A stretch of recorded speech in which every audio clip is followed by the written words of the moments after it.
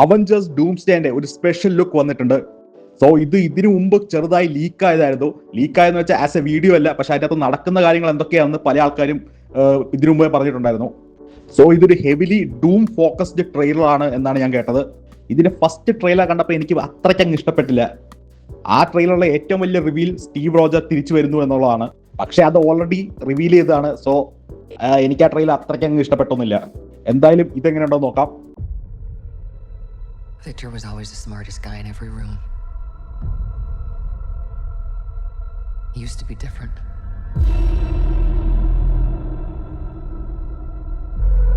He used to be kind, he used to be caring.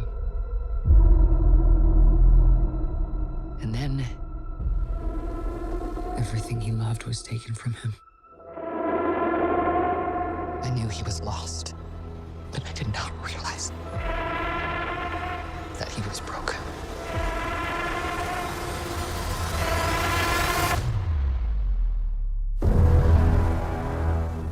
Victor, did you do this? All of you have lived, stolen lives, but now you must give them back. Answer me, Victor! Did you do this? I swear, you will beg for hell long before I grant it.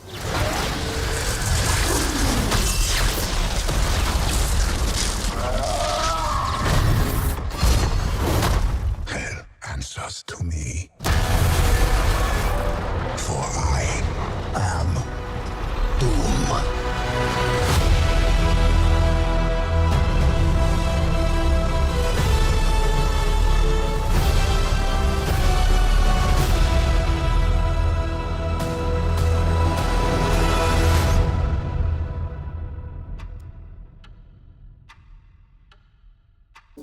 Okay, so അതായിരുന്നു trailer.